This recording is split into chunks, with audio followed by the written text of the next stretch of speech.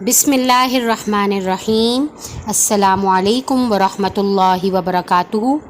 دوستو، آج کا میرا ٹاپک ہے نبی کریم صلی اللہ علیہ وسلم کی مخالفت اور ایذا رسانیاں۔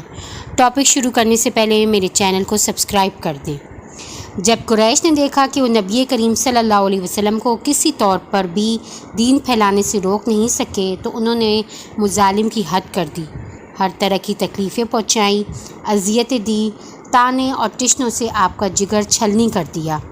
آپ کے جو پڑوسی آپ کو تکلیفیں دیتے ان کے نام یہ ہیں: ابو لہب، حکم بن ابی العاص بن امیہ، عقبہ بن ابی معیط، عدی بن ابی معیط، عدی بن حمرہ، ابن الاسطیٰ۔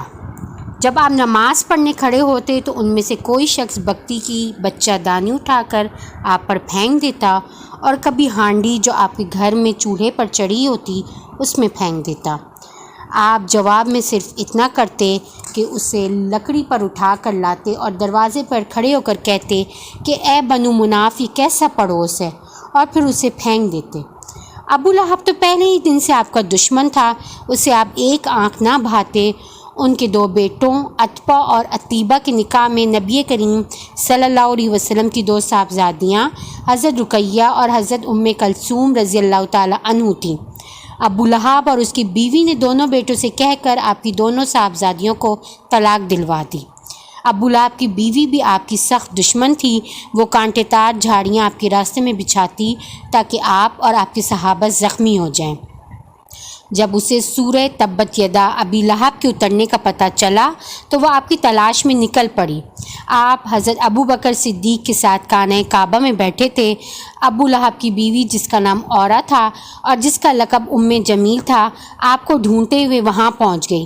اس کے ہاتھ میں ہاون دستے کا پتھر تھا۔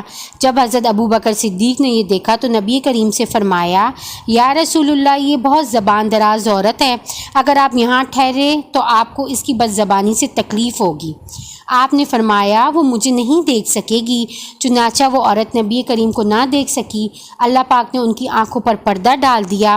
وہ صرف حضرت ابو بکر کو دیکھ رہی تھی۔ کہنے لگی: تمہارا ساتھی کہاں گیا؟ مجھے معلوم ہوا کہ وہ میری برائی کرتا ہے۔ میں اگر اسے پا جاؤں گی تو یہی پتھر اس کے منہ پر دے ماروں گی۔ سن لو، میں بھی شاعرہ ہوں۔ اس کے بعد وہ چلی گئی۔ پھر حضرت ابو بکر نے حضرت صلی اللہ علیہ وسلم سے دریافت کیا: یا رسول اللہ، وہ آپ کو کیوں نہ دیکھ سکی؟ آپ نے فرمایا: ایک فرشتہ مجھے اپنے پروں میں چھپا رہا تھا، یعنی وہ مجھے دیکھ نہیں پائے۔ میرے اور اس کے درمیان ایک آڑ پیدا کر دی گئی تھی، کیونکہ اس وقت حضرت صلی اللہ علیہ وسلم نے قرآن پاک پڑھنا شروع کر دیا تھا۔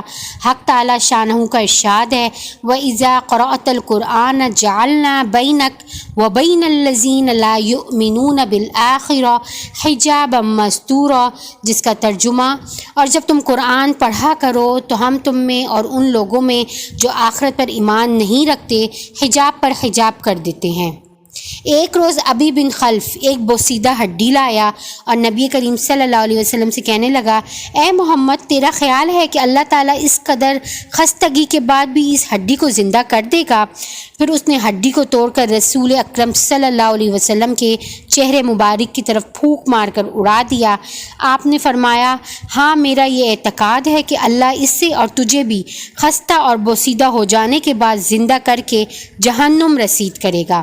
پھر یہ آیت نازل ہوئی: وَضَرَبَ لَنَا مَثَلًا وَنَسِيَ خَلْقَهُ قَالَ مَن يُحْيِي الْعِظَامَ وَهِيَ رَمِيمٌ قُلْ يُحْيِيهَا الَّذِي أَنشَأَهَا أَوَّلَ مَرَّةٍ وَهُوَ بِكُلِّ خَلْقٍ عَلِيمٌ، جس کا ترجمہ: اور ہمارے بارے میں مثالیں بیان کرنے لگا اور اپنی پیدائش کو بھول گیا، کہنے لگا: جب ہڈیاں بوسیدہ ہو جائیں گی تو ان کو کون زندہ کرے گا؟